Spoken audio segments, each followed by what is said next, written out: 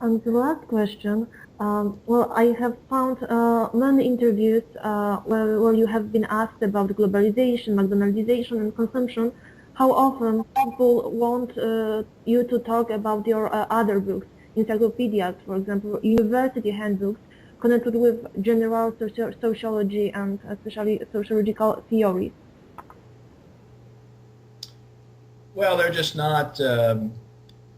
not as sexy topics as monetization or the cathedrals of consumption or the globalization of nothing. They're more academic kinds of topics. I think a lot of my work in sociological theory has been very influential. My books are widely translated, and so I think they have a strong impact. Um, but basically, when people want to interview me or when they invite me to come and give a talk somewhere, it's usually about consumption or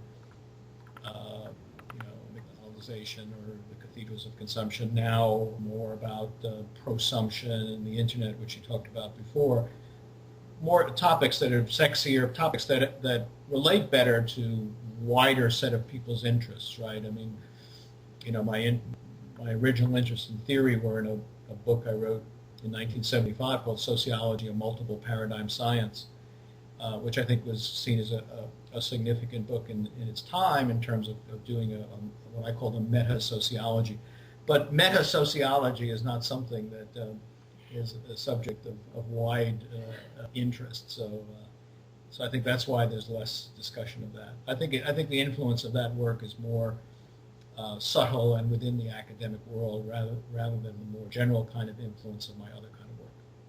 And our students use handbooks written by you, believe me. That theory. Our students use your textbooks written by you at classes connected with general sociology or sociology theories. Oh yeah? Is it translated into Polish? Yes. Uh-huh. Yes, it is translated. I think that was the last question. It was a really great pleasure to have an opportunity to talk to you. Now I will give it to Anne.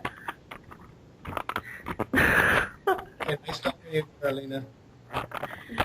Okay, so I would like to say also thank you for our interview and for the opportunity to meet you, because even if it was on Skype, I hope it was more something than nothing and more personal. We could see each other and hear well, so thank you very much for it.